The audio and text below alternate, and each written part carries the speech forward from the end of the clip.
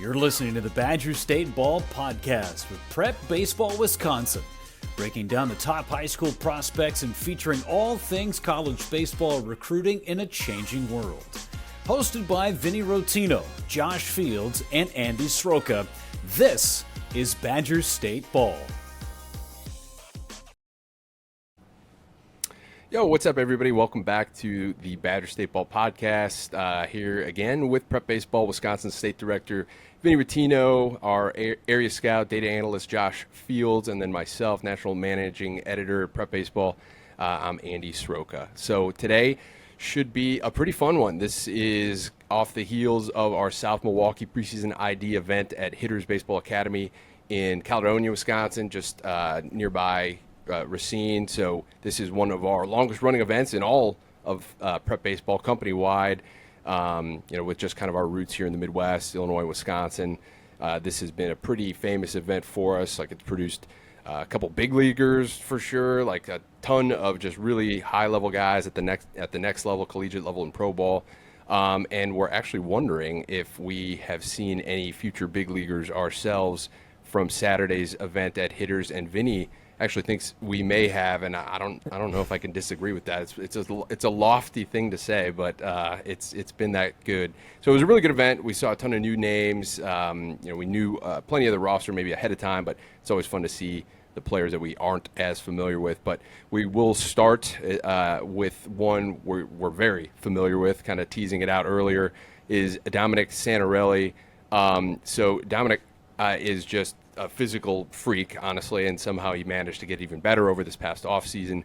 And I'll elaborate a little bit later on some of the things that make him stand out on a national scale with the metrics that he recorded on Saturday, especially offensively, what he's known for. But Vinny, if you want to just set the table for us, I think that'd be great. I mean, Dominic Santelli. What more can you say about this kid?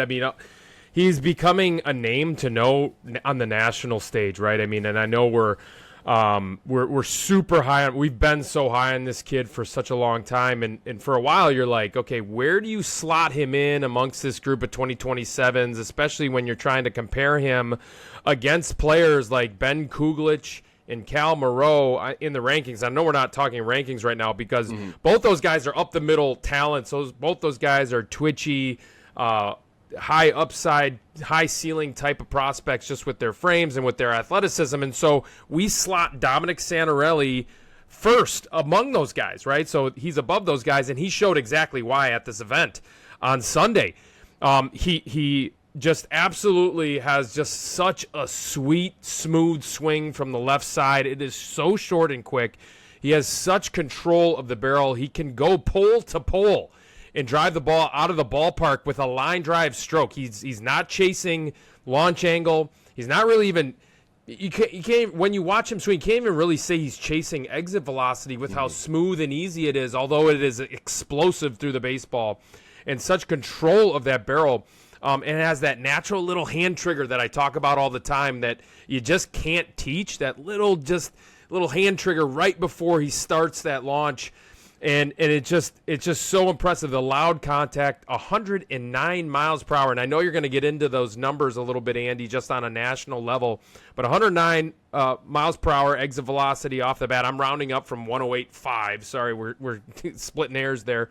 But it's just the ability to barrel up the ball, the natural hit ability. But now all of a sudden the athleticism to go with it. He went from a 7.3-ish 60-yard dash last year at this time at this event to down from a 6. Now he's running a 6.74, and he's added strength.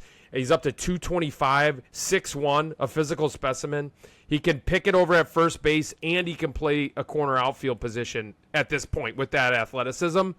I think the bat's enough, and it's going to be enough to carry him to be a drafted player, and I say that with a lot of confidence and conviction next year, early. Because the bat is that good, and he can stay at first base at the next level, at the professional level. So Louisville, he's a Louisville commit. I don't think he gets there, and I know we're over a year away from his draft. I'm just so convicted on this, and I'm so excited for Dominic Santelli. He's such a great kid, a great worker. We could spend the entire time talking about Dominic Santelli on this podcast, but I was blown away with what I saw. And he has got obviously just such a bright future in the game of baseball. And I probably took all the talking points, Fields, but I love this player. Yeah, like without trying to exaggerate too much on it, like I don't think I am, but I've been doing this now for like 7-ish years, winters, going through these same events year after year. I've seen a ton of really good players like have all this like pride in Wisconsin now, and like, but with that being said, like I within this setting, like, and you can put a grain of salt on it if you want to, like the showcase setting, blah blah blah.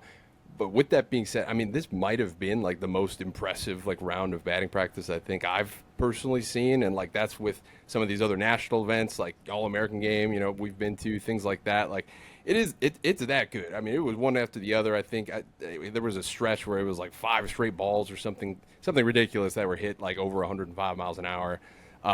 It was just kind of nuts, and it was pretty easy. Like Vinny said, it's not like he's selling out for exit velocity or something. Definitely not. He's just gotten stronger, more physical, and like the feel for the barrel was always there. So all these things mixed in together, this is kind of what you get. So just to add a little bit more of the context, right? Because I think without this, like you always assume like, okay, yeah, this is Dominic Santelli in Wisconsin, like great, like 108.6 max exit speed. Like that's ridiculous, but maybe Georgia has 10 of those guys or California has, 12. And it's really not the case. So, like, I was looking through our site-wise. So this is all events, any event in from the class of 2026 for these prospects, which that's Santarelli's a junior. No left-handed hitter in the country at any of our events has recorded a max exit speed of 108.6 miles an hour. So that is the top left-handed exit speed in the nation for a left-handed hitter. I think only 6 hitters have recorded 108-plus exit velocity in general. Santarelli, his is the highest average exit speed of a single round of batting practice, which was 102.3 miles an hour. And that's not specific to left-handed hitters. That is just all of the 2026s who have recorded that like exit speed and above.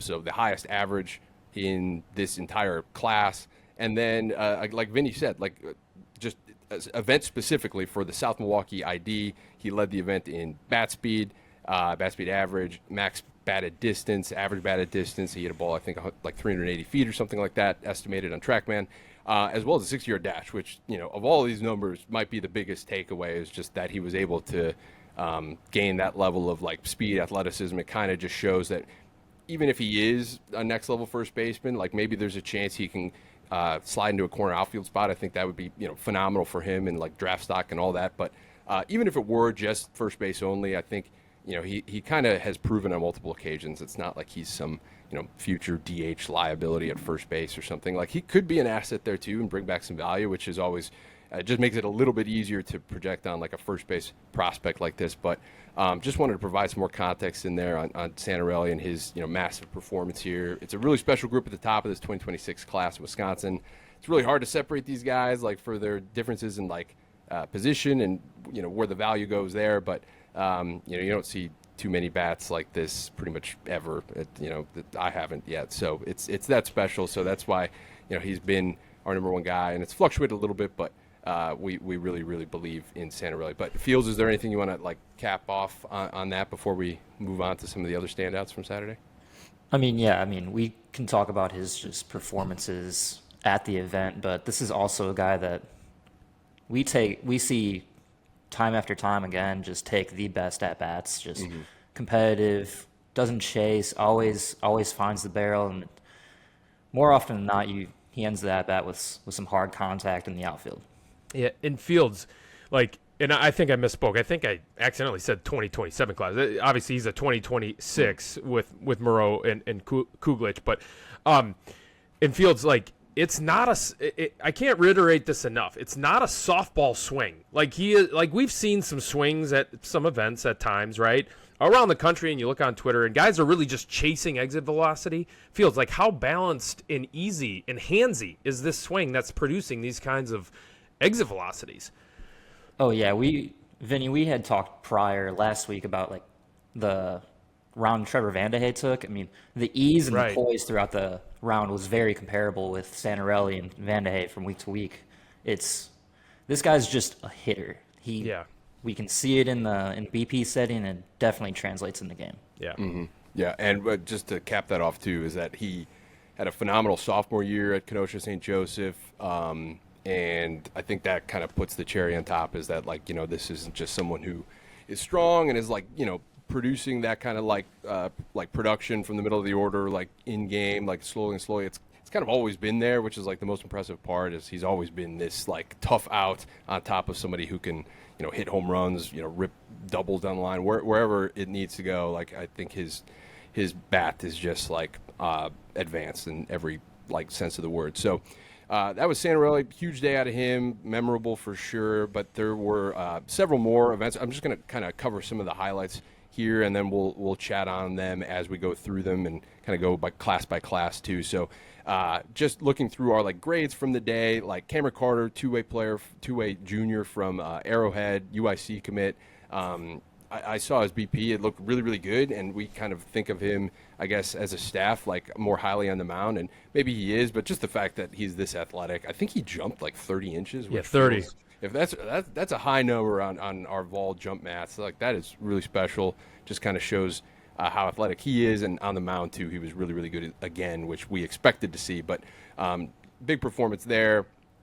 The 2027s in general, I thought at this event seemed like they really jumped off the page. We saw the current number one player in the state for this class, Jack Spielman from Milton. He looked really good in BP. Ira Hilbelink can kind of do a little bit of everything. He was impressive, like metrically across the board.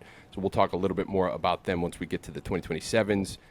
Tanner Efforts, junior from Whitnall, made a really big leap on the mound. He's always had a huge arm, but it looks like he was throwing more strikes and gained some velocity too, so we'll talk about that shortly. And then there's some other 2026s, just to mention briefly. Joshua Bonin from New Berlin Eisenhower, Zach Rizzo, Jonathan Urban. We'll get into much more of the 2026s there, but those are three guys that just jumped out while I was going through this here. But let's start with Cam Carter. Maybe either one of you, maybe Fields actually, if you want to take it just from the way he looked on the mound, if you have like some of the metrics pulled up there. I'll mention just briefly, like he was 90-91 on the mound with the fastball. Breaking ball looked really good, like we're used to seeing. He's always had a pretty interesting changeup too, but if you want to elaborate on how his day looked all around, I think that would be a good place to start for us too. Yeah, so Cam Carter was a future gamer for us last year. It's a UIC commit, and I mean, everything from Cam Carter just comes at you from a tough angle, and he wants to just attack you and just bully you in the zone. It's a fastball that plays at the top of the zone with some carry action up to 91 now, which has ticked up since we last saw him last summer. He is immensely confident in his just downer breaking ball. He throws it hard in the low 80s right now. It's been up to 84 with some depth to it. And then that changeup has really taken a step up where it's completely different off the fastball, velo-wise, shape difference, or depth and run. It really complements the arsenal, and it gives him a true three-pitch mix where you can see it working as a starter's arsenal in college.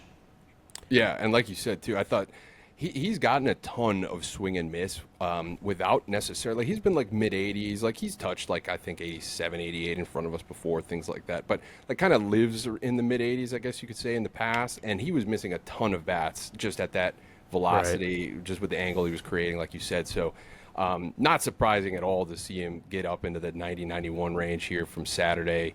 And with the athleticism too. I mean, if he's able to, sit there more often with the angle he's creating, I mean, he's probably one of the best prospects pitchers in the state, which we've been really high on him in the past, but I thought this was just a standout day for him, almost like a best case scenario stuff. So good for Cam.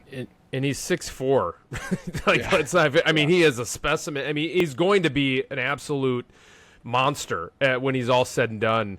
He looks like he's still growing. I mean, just the frame is 6'4", 183 pounds he measured in at on Sunday. So athletic as can be. We are very excited for Cam Carter's future. I mean, he's only a junior too. He's got 2 years left of high school. So excited for him. He was awesome. And he'll just get more consistent as well. So that's the other thing. As he continues to time up those long levers, he is athletic enough to do so, and he's got enough touch and feel where he's gonna be a really big prospect by the time about a year from now, his senior year. I'd be interested to see like how many pro teams are going to be looking at his spring games. No, yeah, that's a good call. Just because I think he has the right combo of like current stuff and future ceiling. You know, like some of these guys, you know, like no hard feelings here or anything. Like they max out maybe around this time. Like they just work really hard at this one sport, and like it's a good thing reaching like sort of their potential. But when you have like Cam, who maybe physically is still maturing and developing, that things like that, like he's got even more like with the athleticism he brings to the table too. So definitely a special prospect to look for, even from a draft sense, for the next year plus. So Tanner Efforts definitely broke out, led the event actually in max fastball velocity, junior right-handed pitcher. Kind of a theme. There were some really big kids at this event. 6'3", 195 pounds. Whitnell. Fields, correct me if I'm wrong. He's a quarterback, right? I think. Yeah, the number 2 quarterback in the state, according to. Oh yeah. Exactly. Okay, thank you for that. And maybe, too, you can talk a little bit more about his stuff. So, I mean, I'll just set the table as well. Like this time last year, I believe, like Tanner definitely had arm strength, you know, all talent, all these things. I believe he threw like a pen where, you know, strikes weren't there, but you could just tell, like, the arm talent is special. And then seeing it kind of come together on Saturday, it looks like he threw a ton more strikes and gained this velocity, which is, you know, not so common to see. So Tanner's certainly a major winner from Saturday. So Fields, you got anything to add to that?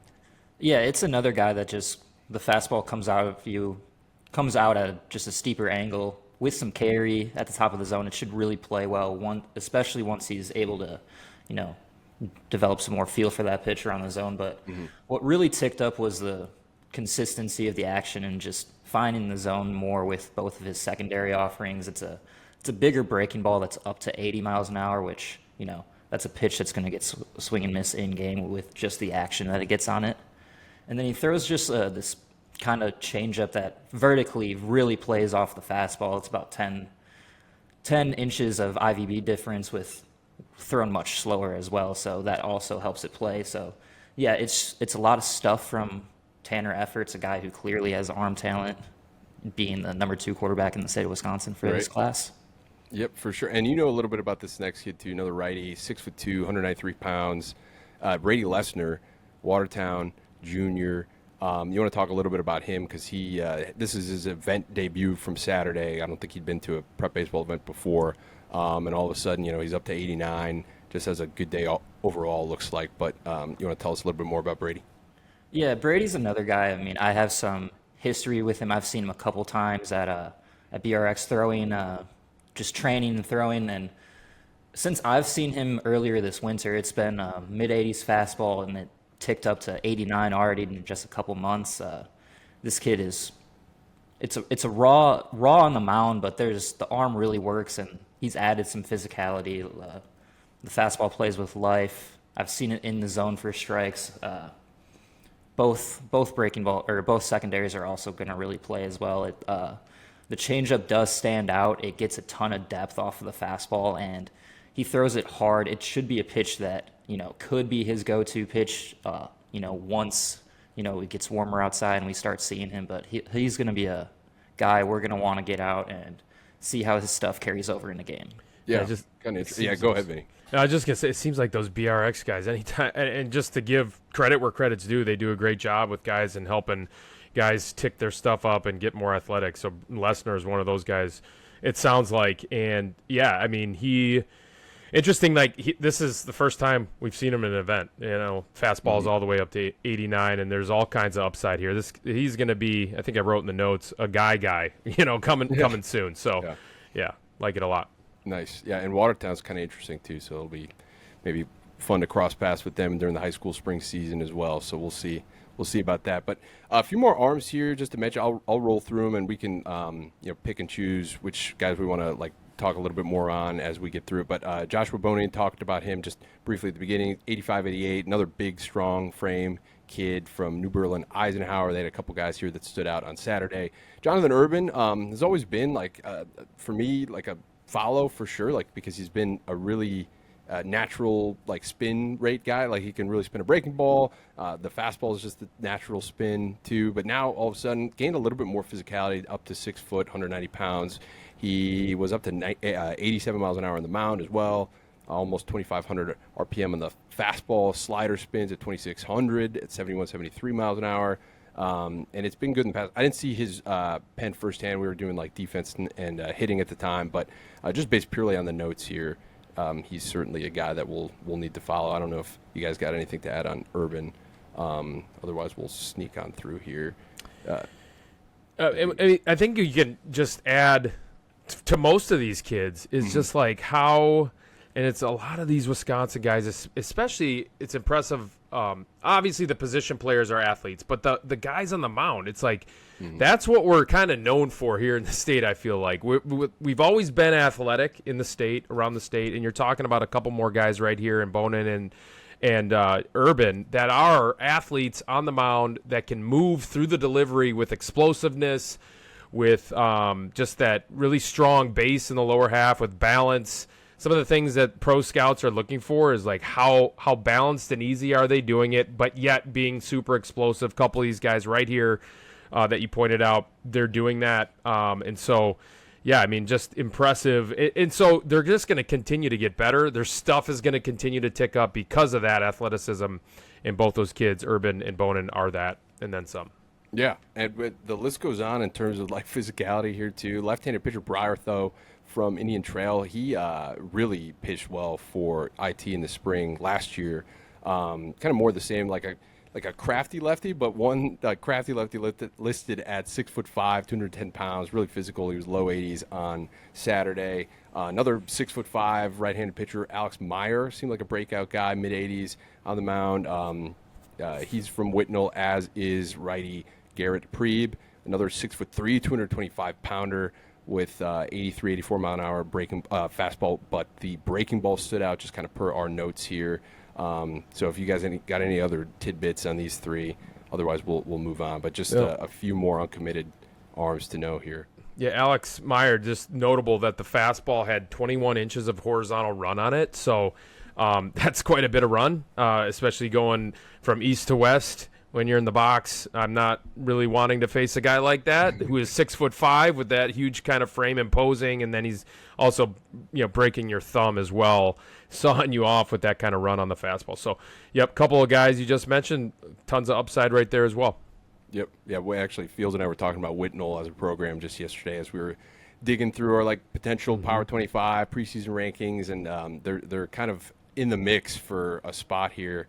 If not, they'll be really interesting to follow regardless. But two more arms that we didn't know a ton about necessarily coming in that clearly need to be followed moving on. So then we'll get to positionally some of these breakout position players, or maybe guys we knew ahead of time who just had really, really strong days coming out of the event. So Jake Cummins, plenty familiar with him from Milton, now a UW Milwaukee commit, shortstop. He was on our Future Games team last year. Thought he had another good day. Just a solid up the middle defender, and the bat is bat the ball. Maybe he's a smaller kid, but he is a tough out. And I thought he just took a stronger round of BP in front of us anyway.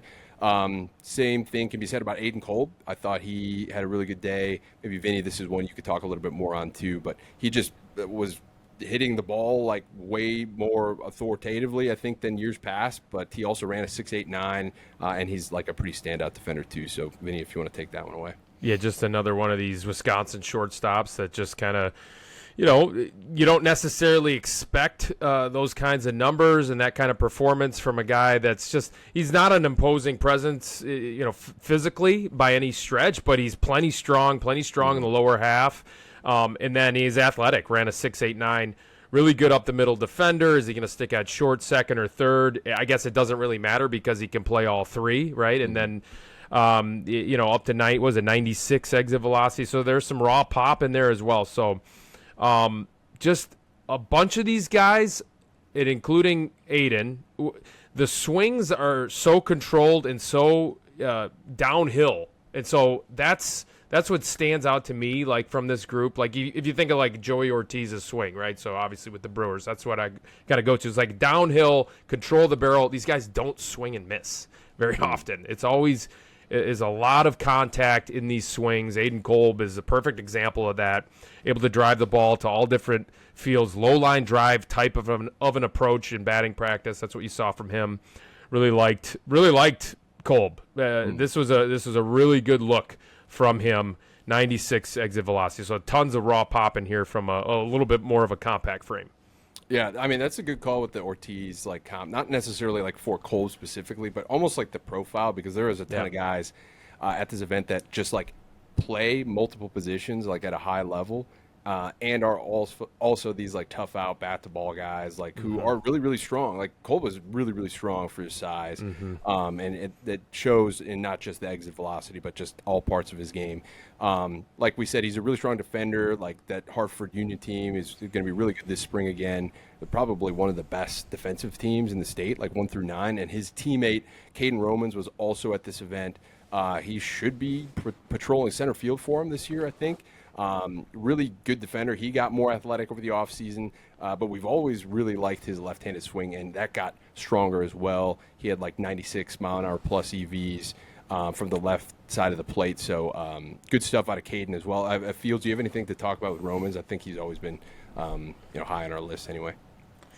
Yeah, I mean, Romans, it's a guy that you know you're going to get another 3 to 4 quality at bats when you see it in game, and in a showcase setting, you can see the swing is going to be like, he takes controlled game-like swings, and throughout BP, it's on the barrel, it's loose, it's easy. So yeah, it's just a really impressive skill set from a guy that can really play the center field.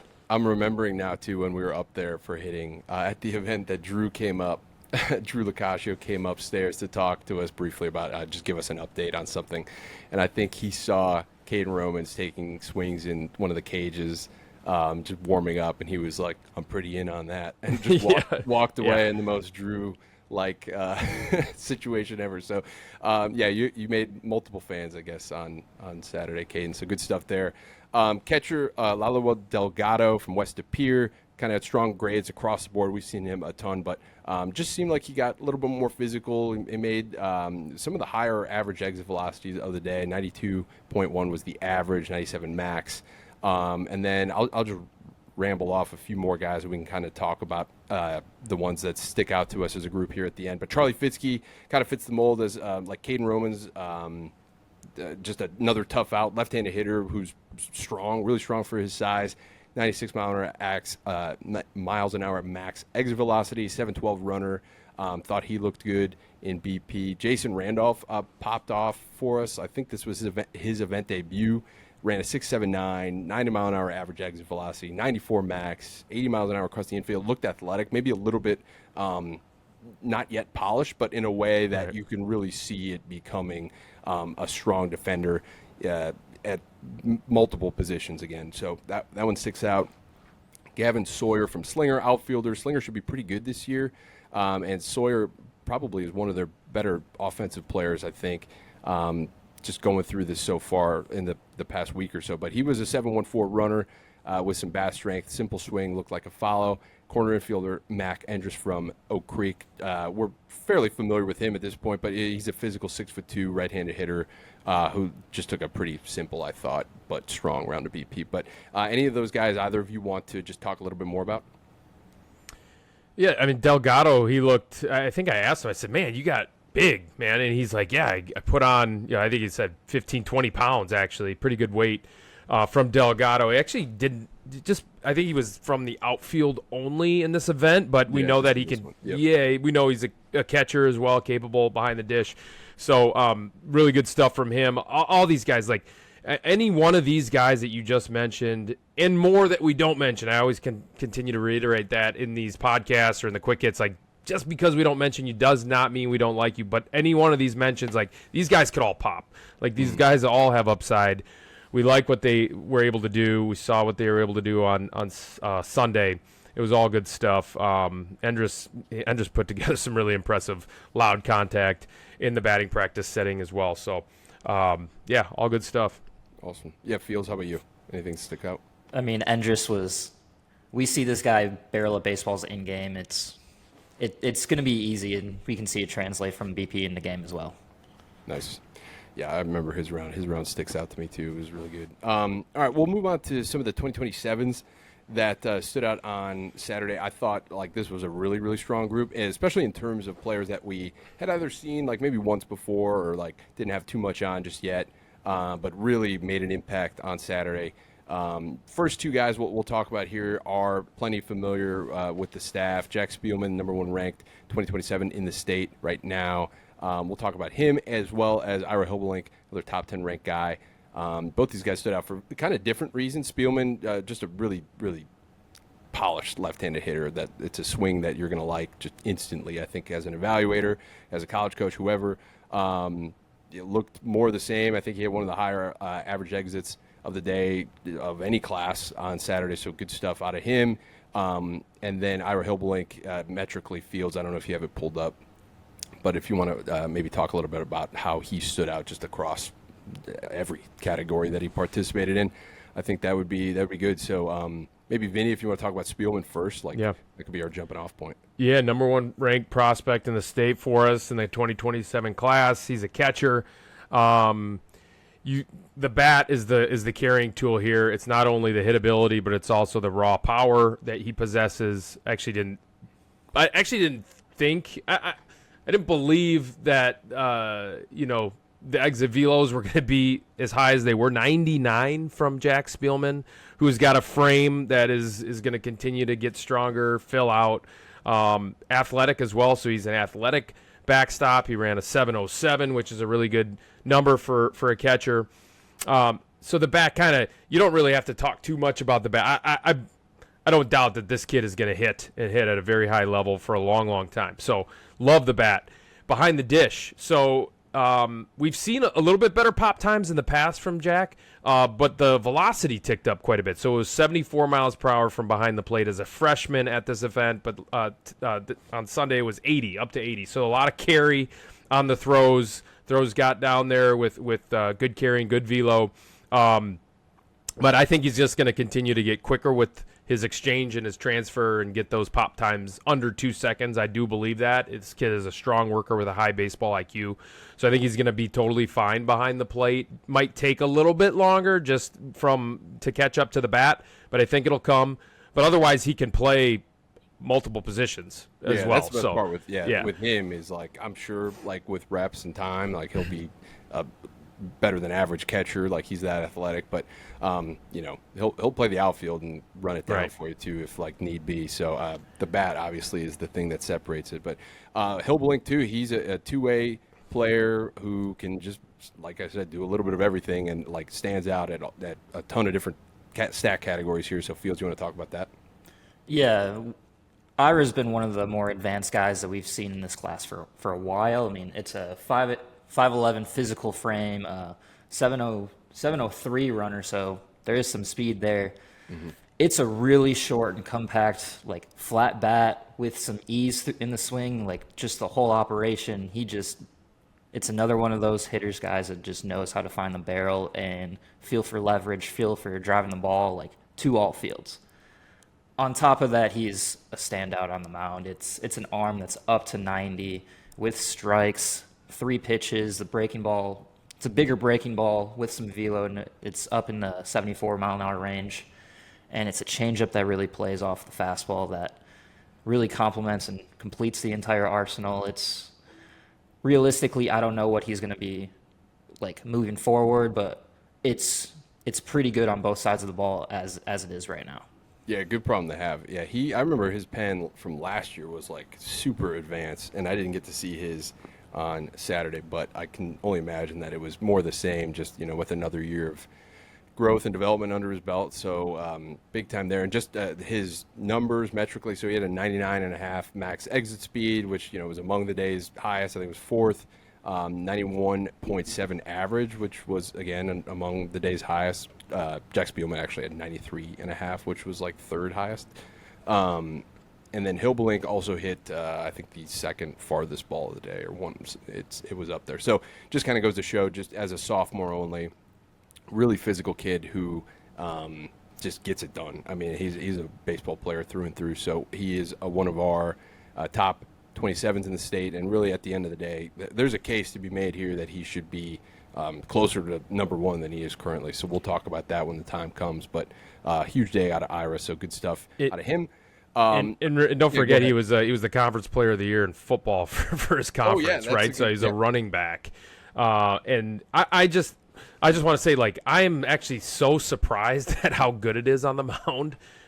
Just from when you look at him, you're like, okay, this is for sure like a corner type of a player. I mean, but he could probably play center and be totally fine. I think so. Yeah. Exactly. So it is very polished on the mound. He really knows what he's doing. It's a really simple, fluid, easy delivery. So who knows what he's going to be moving forward? But like I said before, it's kind of a good problem to have with him when you're that good on both sides of the ball. So we'll just see. We'll keep watching. Left-handed pitcher Cal Schneider. I've been a huge fan of his. He's just a fun kid to be around, just like one of the guys you want in the dugout. He's happy, but he's serious when he needs to be. Like, he's great on the mound. The mound presence is really good. He's been this pitchability guy first for a long time. Just knows each situation, count, whatever. Like, he kind of knows what to do, how to execute. And then now get to factor in that he was up to 87, I think, on Saturday, which is just a massive gain for him. I don't even know if I expected that out of him just yet. And I mean that in all the positive ways. So just to see it now materializing for him is just a huge success. So I don't know, it feels, if you want to talk about his, maybe you saw his pen actually. You want to elaborate on it, but it's 3 pitches with, pitchability. So there's a lot to like from the left side already. Yeah, a ton to like from the left side. Like you said, 3 pitches for strikes, a ton of pitchability. I mean, it's coming from a lower slot now, so he dropped his slot a little bit from the left side, and it's now coming out a little firmer. 85.5 is what he maxed out at this event, but the fastball plays like a true sinker. There's a ton of run on it on average. I mean, 19.5 inches. The plate's only 17 inches, like I've already said before, so it's running a ton. The breaking ball has some depth to it, a lot of 2-plane break to it. It's pretty sharp. And then the changeup is another changeup that can play on its own. But even with like the sinker profile for the fastball, like this changeup is still different off of the fastball enough. Like depth wise, it drops more than the fastball. So velo and shape, like it plays. Yeah. And we ranked him as the 20th ranked player in the state, and he was. I think we have seen him in game higher than 77, but we had him at 76, 77 miles per hour last year, and we loved him. And you're wondering, like, oh, okay, so how can you love a guy that's throwing just kind of under 80 miles per hour that much? And this is why, because you just knew it was coming, right? Mm-hmm. So, I mean, it not only has it come, but it is going to continue to tick up. Yeah. I mean, because of the body. He's long and loose, and the delivery. There's so much arm quickness through the baseball, and it's just how he gets through the ball out in front. Really good touch and feel with his fingers. We love Cal Schneider. This is going to be one of the top arms in the state for this class by the time he is a senior. Sky's the limit for this kid. Yeah, sophomore up to 6 foot now, and still pretty thin. So there's obviously a ton of room to grow there. But big day out of him. That brings us to a few righties that we'll mention here, both from Westosha Central, Anthony Sorochi, Michael Suoko. I know, Vinny, we were talking about Sorochi just last night, if you want to take the lead on what you saw to him. Yeah, I mean, he's one of the biggest winners of the day, right, just because it was up to 88, it averaged 18.5 inches of IVB, induced vertical break. Just a ton of carry through the zone on the fastball. And he held the velocity throughout the pen. Like the average fastball was 86 miles per hour. Last year we viewed him at 79. I think he topped out, or maybe that was the average at 79 miles per hour. So like one of the biggest winners of the day, just because of the jump that he made, the athleticism through the delivery, the multiple feel for multiple pitches for strikes. Good curveball that he throws, 2-plane breaker, and then a changeup at 74 miles per hour. So arrow is way up on this kid. Westosha Central, they should have a solid team as well with him on the mound. Yeah, they're bringing back a lot, actually. They should be really good. Don't want to undersell them. Really good. Fields and I were going through it just yesterday. So Fields, you actually texted me about Suoko, and just that He's someone we're going to really have to pay attention to this spring. But what else do you got? Yeah, I mean, the frame stands out just like his brother. He's 6'4", 200 pounds, but throws from the right side instead of the left side. It's another fastball that's thrown at a downhill plane. It's up to 87 with some ride through the zone. A lot of strikes, though, in this pen. 2 pitches, 2 secondaries to pair off of it, a low 70s shorter breaking ball that's off of the same plane, so it's just coming at a steeper angle. Really plays vertically off of the fastball.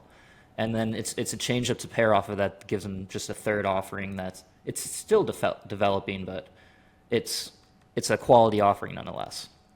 Yeah, nice. So a couple more Westosha guys to pay attention to, which is always good. And then that brings us to another guy who I thought took one of the better, maybe the best round, which is saying something, of infield defense, Nolan Julseth. Kind of a small middle infielder from New Glarus. But he's a left-handed hitter who he's hit quite a bit in front of us in the past too, so that you can trust that as well. But just with his actions up the middle, that makes it a lot easier to talk yourself into how bright his future is. But Vinny, what do you remember about his round of BP?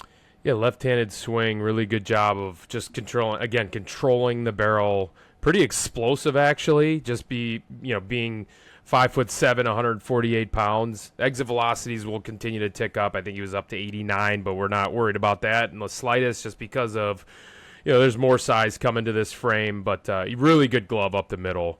Really quick actions, quick burst to both sides. So there's a rangy defender here. One of the best gloves up the middle, I would say, safe to say, in this 27 class. Nice. Field, how about this next one? Zachary Steichen from Brookfield East, pretty physical left-handed hitter.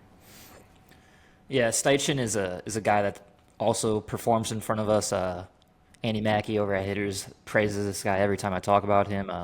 But this guy also is just another one of those guys that's hitter it. Really explosive swing, a lot of loud contact, line drive stroke, and another guy that can really just play the outfield like a corner spot. And it'll play that way at the next level as well, but it's definite bat to follow in this class. Yeah, go ahead, Vin. Reminds me a little bit of like just the body profile, the frame, and just like how he goes about it. A little bit like Cade Polkowski, does he not? Right. So I mean, just kind of a smaller frame, but not small or frame. I mean, Cade's actually like 5'8". This kid's 5'11", 195 pounds. Just the way that they do it with the lower half and how explosive they are with the lower half. So a little bit of a comp there for me. Yeah, no, I like it. Steichen too. He ran he ran a 7'11", and he was 88 from the outfield. So there's plenty of athleticism here too. He's not just like stuck in a corner spot necessarily. Yeah, you can play see center. about that. Yeah, nice. That brings us to Patrick Davidson. I was actually intrigued. I think I missed his round of BP, so I was intrigued to your guys' thoughts, just because based on his brothers in the past, like I think that there is brothers. I'm like 95%. Yeah, there you go. Brady at Heartland.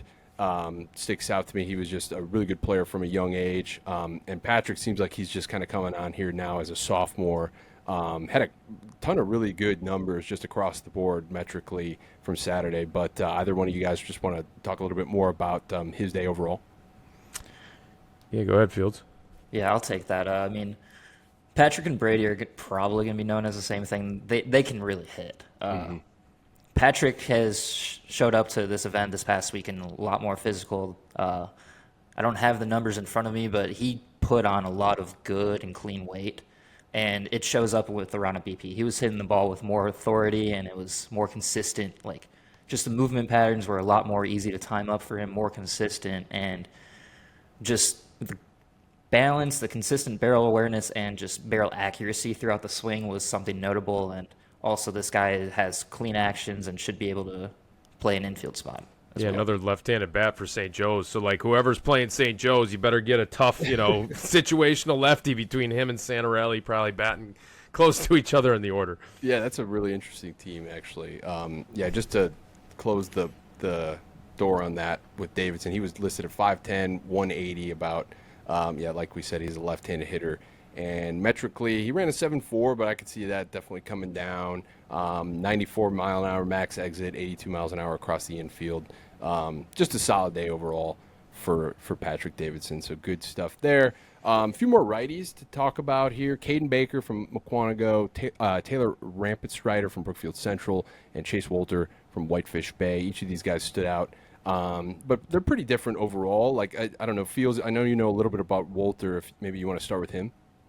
Yeah, Wolter got a ton of looks at him last summer. It was a intriguing, lean, wiry 6'1" frame, right-hander with just the arm speed and like just the whip was really noticeable last summer.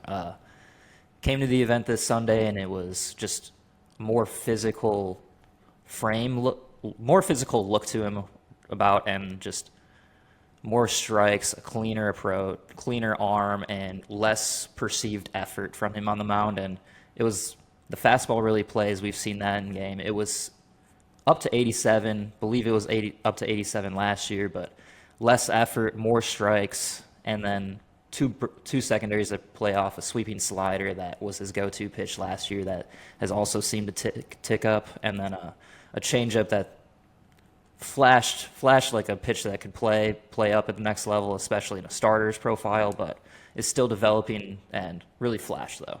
Yeah, nice. And he's an athlete too, I think, like 6'1", 175 listed height there, height weight.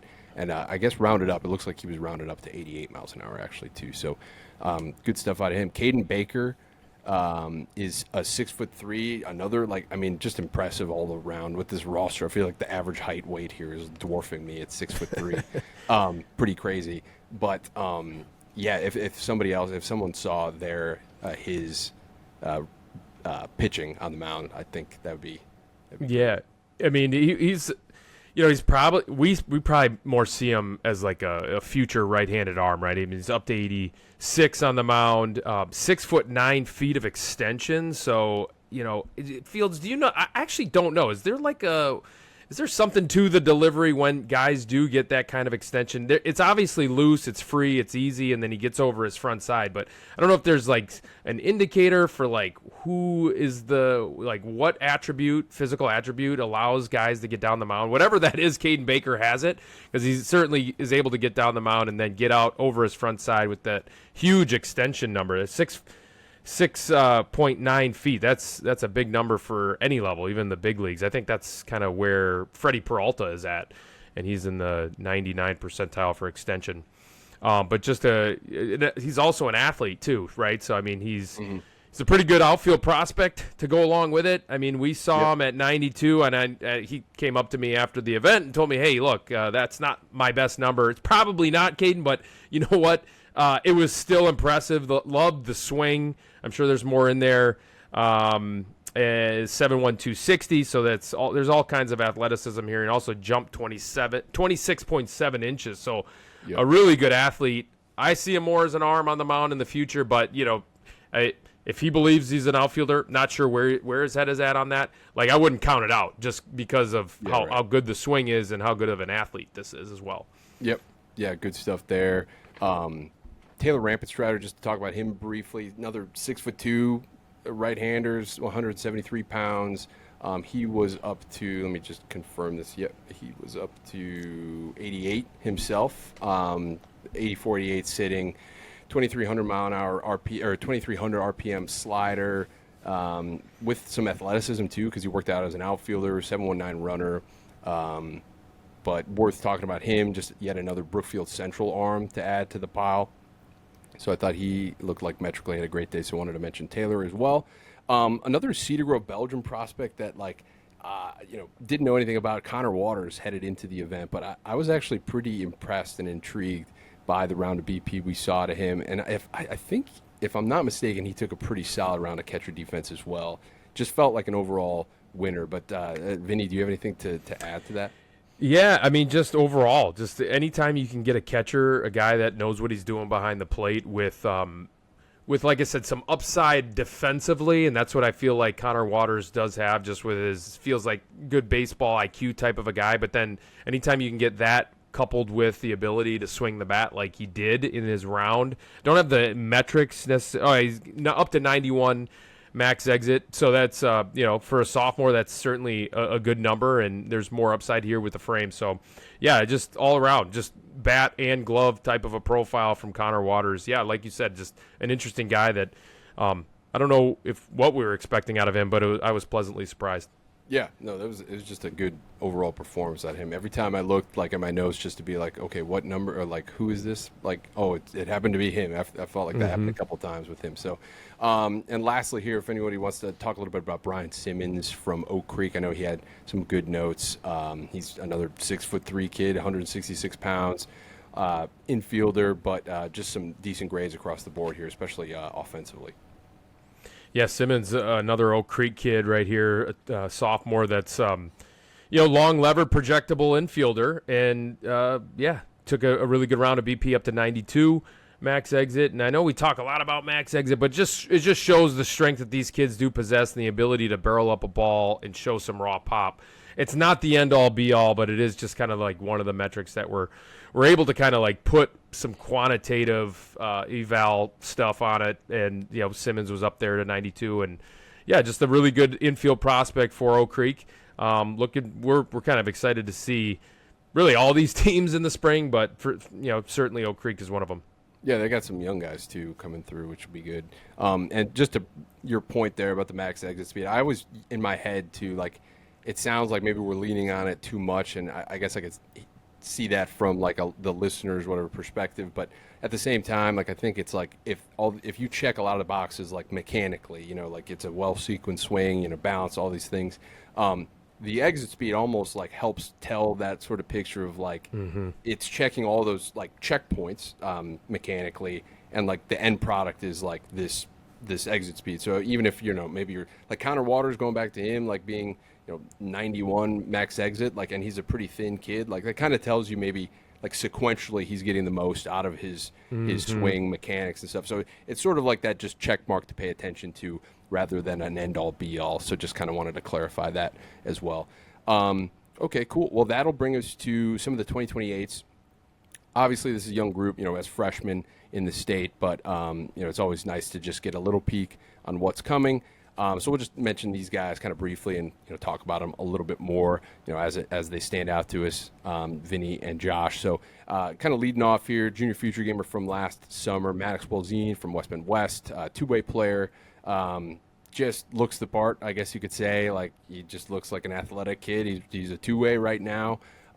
Just impressive overall day out of him. Outfielder Dominic Barbosa from Brookfield East stood out. Infielder Levi Hannell, like I mentioned, Oak Creek young guys coming through. Levi is one of them. Catcher Luke Drummond from Union Grove kind of came out of nowhere. He really impressed me. A couple Pewaukee kids here. John David Jacobs had a really strong day, as did Brooks Doverstein, another Doverstein rolling through Pewaukee. So that's good to see. And then infielder Tate Hagan from Arrowhead also had some good grades on him, just kind of according to our shared notes here. So any of those guys, either of you want to just talk a little bit more on?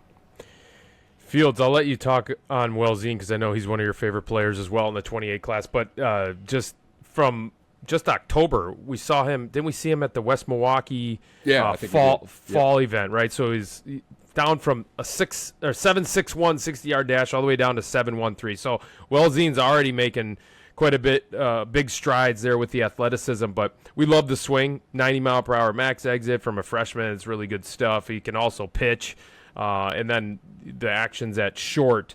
I want to get into some more of these guys as well, but Fields, what'd you get on Maddox from Sunday? Yeah, Maddox is one of our favorites, obviously. I mean, junior future gamer, played a lot of shortstop for us down there.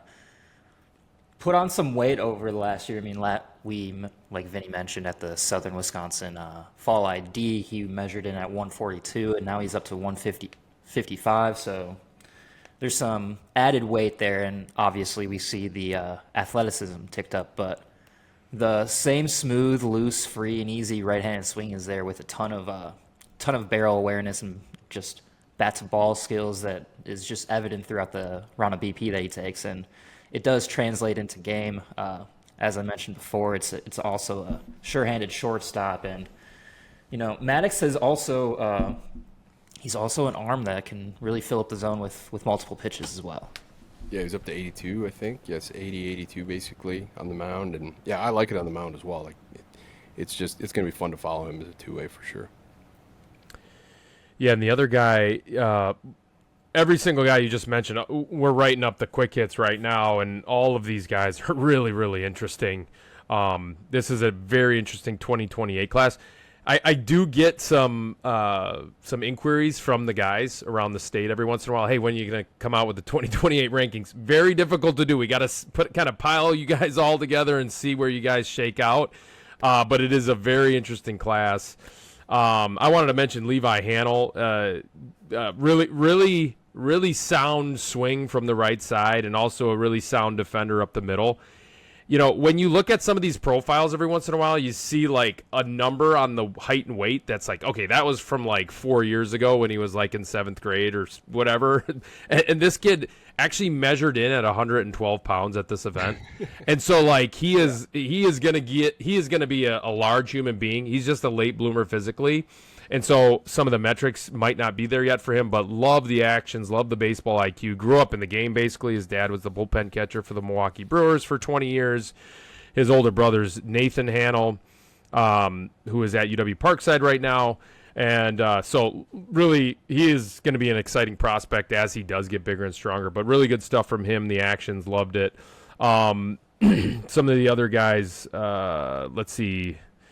Brooks Dauber. Yeah, why don't you talk about Dauberstein? Yeah, Brooks Dauberstein. This kid, he's got a pedigree, right, at Pewaukee. How many brothers and cousins did he have coming through there, right? I mean, crazy.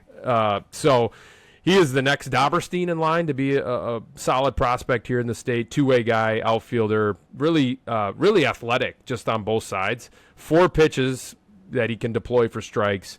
But has just a ton of feel for the game. He is gonna, like I said, is actually up to 83.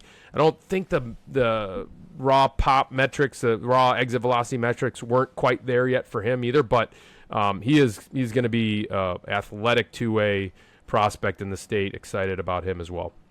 Yeah, and actually I'm realizing now too, I overlooked 2028 Ben Schultz from Milton was up to 83. Fields, did you happen to see that? Do you have anything on Ben Schultz? No, but Tyler Deffabaugh, one of our Illinois scouts, was up at the event on the mound, and he had pulled me aside and he said, when you see this these really good notes and this really big grade on it, just know that this guy is legit, and in a couple years he'll be a guy to know.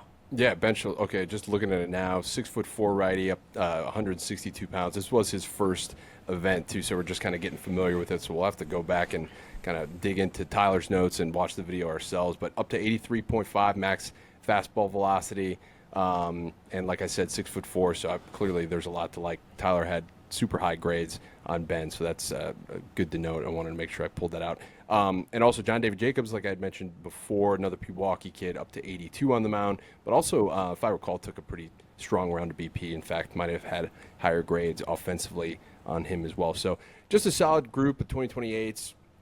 Lots of fouls coming out of that, plus more, I'm sure. Like, we almost missed Schultz there, but there's more of these guys. Like, just be on the lookout for our notes, our quick hits that are coming out, if not today, tomorrow, or something like that, when we're recording this on Tuesday morning. So just keep your eyes posted for that one.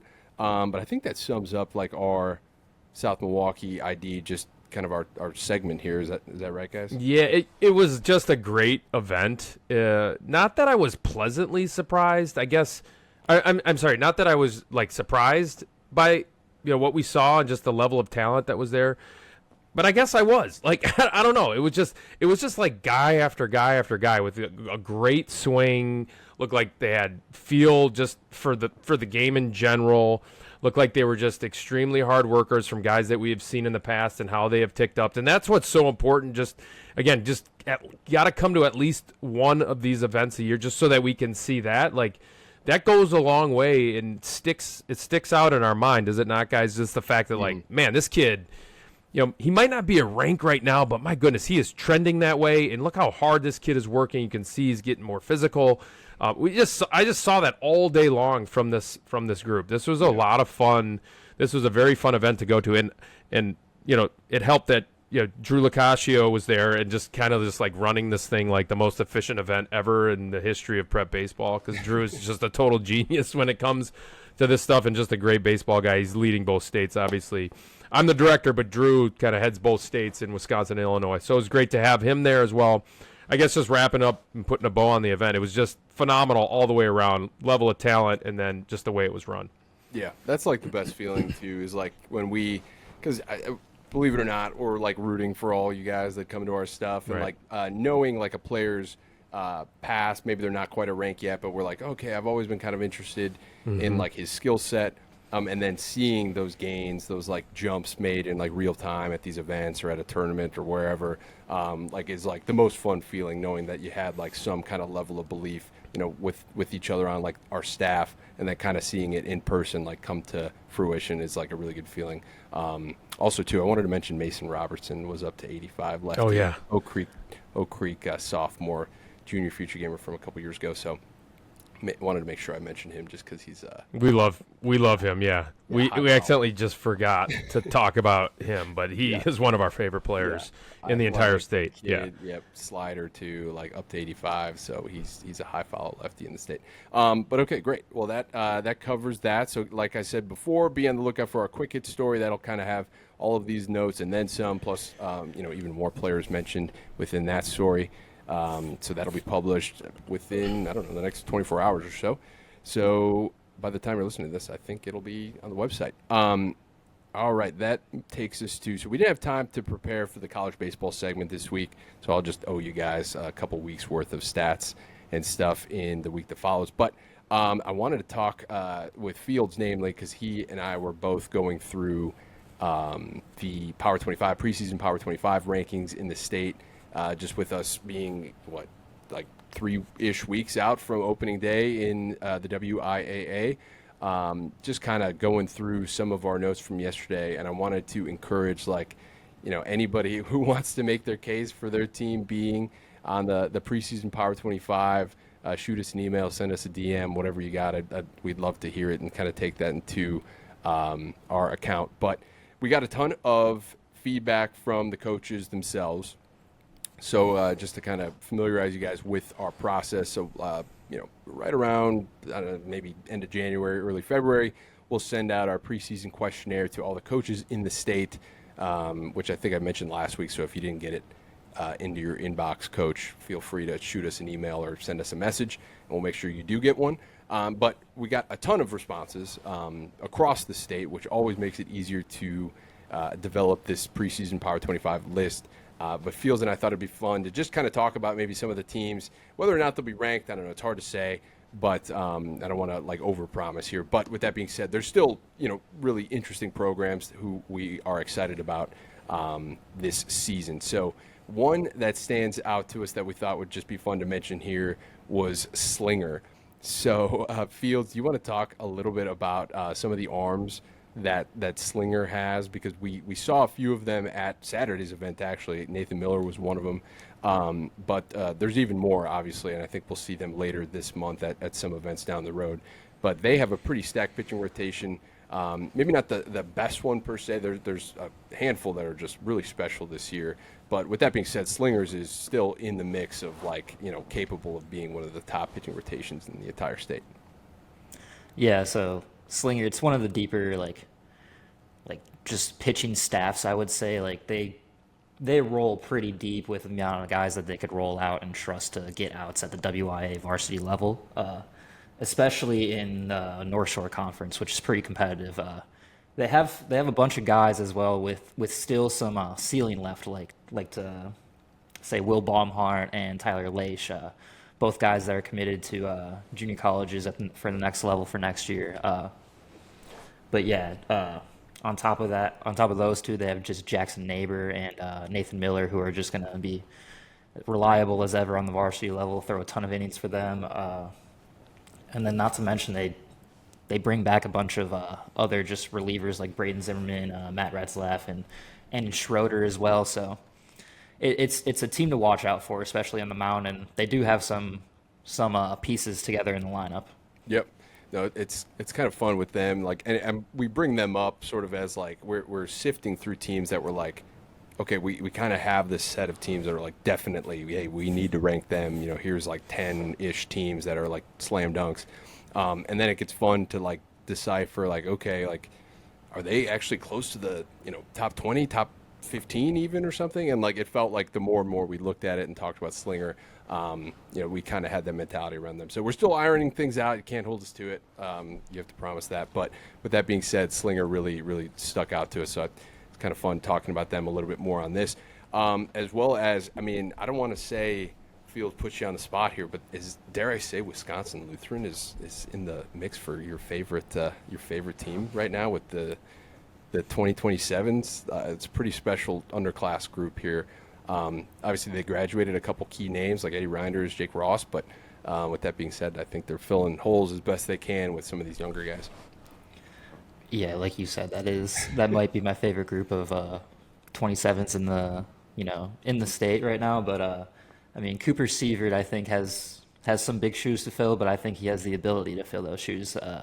He'll two-way some for them, but he'll be their primary shortstop for hopefully the next 3 years. But the talent is definitely there, along with like guys like Carter Fry and Eli Dreyer over there as well, expected to continue to hit at the top of their order like they did as freshmen.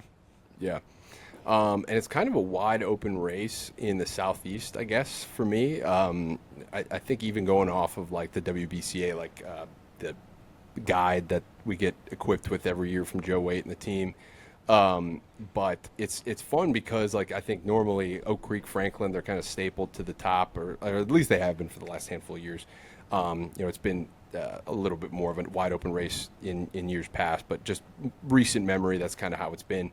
Whereas it kind of feels like it's fallen back to like at least like a 4-team race, with the Kenosha, Indian Trail, and Tremper, I think still in the mix this year. Maybe even Indian Trail, you could argue, has a case to be like the favorite potentially. But that's a team that stands out to me. That's going to be fun to watch this spring, with Sam Callow kind of leading the way as a number one. And you got Jack Zeller, of course, one of the top left-handed hitters in the senior class.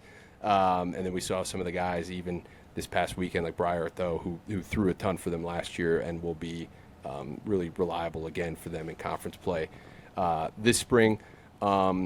Feels anybody else you want to talk about that maybe like stands out? Even some of these fringier teams that they might not be in the top 25, but they certainly have a case to be eventually, or maybe they'll be one of the last handful of teams in when we go through it.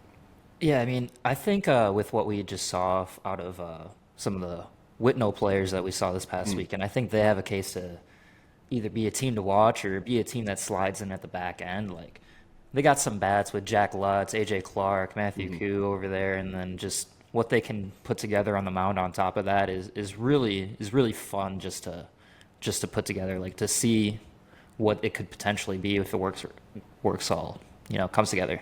Yeah. Over in western Wisconsin, too, I think the Big Rivers is actually maybe not. Hudson should be really, really good again this year. But with that being said, like behind them, I think there are a ton of really interesting programs. New Richmond actually stands out to me. They won 15 games last year, which was a big improvement over the 2023 season. They bring back a ton of players led by Aiden Eckert. That should be pretty good. The lineup is pretty solid, 1 through 9. Like I just wanted to shout them out just because I think they do a good job. They were one of the first people to return the questionnaire, so they were kind of pumped about it, which I love to see. So they're one that stands out. And then the Eau Claire schools, like Memorial and North, feel like they should be kind of back to their old ways. Like Memorial, especially with Jesperson, and there's a few other guys there, of course, that should make them stronger. But I'm excited to see what comes of the Big Rivers this year. And then you got, Auden Pankin out, River Falls. It's kind of an exciting conference to be in. Let me look to see if there's like anything else that jumps out that I wanted to talk about, like Kaukauna, like actually these schools in like the Green Bay area. Like I'm curious to see who comes out of that group. Like Kaukauna is actually pretty solid. They have some arms. Brian Schaefer's one, of course. There's just a few wide open races in these conferences that are like maybe like we haven't seen in the last few years or so. So I think that's one of the most exciting parts, or like as we were going through this and nailing down which teams to really follow and consider for the back end, the Power 25. There were just some atypical programs, which is like just really exciting to see. And so we'll see how that shakes out. We'll have a ton of that content coming out in the pretty near future here with the season sneaking up on us. Fields and I were going through it, and I think we're shooting for maybe the middle of next week. We're going to start to slowly count down from number 25 and up to the opening day, releasing our top 3 teams on the Power 25 rankings. We'll kind of continue to preview the teams as the season rolls forward from there. But always like our favorite time of year, just talking about these guys and getting to see some of the standouts from the winter season as well. So that should be good. But that will bring us to actually a Kenosha St. Joseph kid here is going to be a part of our routine report. Kenosha St. Joseph D3 might be the top D3 school or program headed into the preseason here. So we'll talk more on that in future episode. But for now, two-way player Zach Rizzo, just a really physical kid. If it weren't for Dom Santelli, his high school teammate, I think we would have been talking about him as having the most powerful round of BP of the preseason anyway. But Vinny, why don't you take away with your thoughts on Zach Rizzo? Yeah, Zach Rizzo, a 6'5", 240-pound just athlete, right? This kid is an athlete. Last year he came in at 6'3", 220. I'm like, my goodness, this kid is a monster. He's probably done growing. He shows up 20 pounds heavier of good weight, 2 inches taller. I mean, this kid is a double XL frame, but like I said, an athlete. He's one of the top quarterback prospects in the state of Wisconsin. I asked him after he was done with the showcase, hey, football or baseball? And I wouldn't have been surprised if he said football, but he actually said, baseball for him. So his first love apparently is baseball, and he showed it that he can play at the next level with his ability to possibly be a two-way. I mean, this kid he was up to 89 miles per hour on the mound. He had a good mix with his pitches through strikes, but the bat is what really kind of stood out to me at this event. Just he was hitting rockets from a really well-sequenced, loose and fluid swing, loose hands, short bat path with tons of bat speed. He's currently ranked the 75th player in the state for the 2026 class. I mean, he is going to shoot up these rankings. I was just really pleasantly surprised with the strides forward that Zach Rizzo took, not only physically, but also just the skill-wise, and the talent is really starting to come together for this kid. Zach Rizzo, a top prospect now in the 2026 class. Yeah, I remember thinking that was a majorly loud round of BP from Rizzo, 102.6 max exit. Like, it was just one after the other. Felt like he was hitting tanks. So that's quite the middle of the order there in Kenosha, the St. Joe's. We're excited to see that in person ourselves. So that should be pretty fun. All right, cool. Well, I think that sums it up since we didn't have like a college segment for you guys this week, but we'll make it up to you next week with a little bit more info on how our Wisconsin kids are representing at the college level. So you can hold us to that. This upcoming weekend, though, we're going to be in Madison, the Madison area at GRB Academy on Sunday and Saturday. Saturday, we're hosting our Rising Stars events for 7th and 8th graders. But on Sunday, we'll be back at GRB for another one of our longest running events in company's history at GRB Academy. So this is a huge event for us. Like, it's regularly like the biggest, the most attended event on our preseason calendar. Now it's kind of split up with like our Mosh event later in the month. But with that being said, it's still massively important for us just because this Madison event, I think it's so centralized that we see players from like all corners of the state, it feels like, and from areas that we don't get to see a lot. So that it helps us quite a bit in our like rankings and just who to prioritize seeing in the spring. But skimming through the roster too, it looks like we're going to have a ton of the top 2027s in the state there. Jacob Koisman, one of the top right-handed pitchers in the state. Wes Ducharme from Waunakee, Eli Bowler from Monona Grove, Johnny Dietz, Dylan Schreiber. Just a ton of players that are going to be on our future games list. That this really kicks off that process, who to see in the spring and summer, like I said. But some uncommitted 2026s, Jimmy Angle, Carson Hawley, Matt Krause, Colin Murphy, Parker Lawson, Paxton Shue. The list kind of goes on. So it's a huge event in terms of just number, but it's also massively like talent packed too. So really looking forward to that one on Sunday. It'll be a long day, but a really good one. And that will make for a busy podcast, I would imagine, on Tuesday. So we'll be on the lookout for that next week. I think that's it, guys, right? Yeah. Anything else? Yeah. Cool. All right, guys, as always, we'll leave you with this. Let's bring back Badger baseball. All right, boys, we'll see ya. Thanks for listening to the Badger State Ball Podcast. To keep tabs on our latest events, rankings, and coverage, subscribe or follow the show on YouTube, Apple Podcasts, or Spotify, and follow us over at Prep Baseball WI on X and at PrepBaseballReport.com/Wisconsin. Until next time.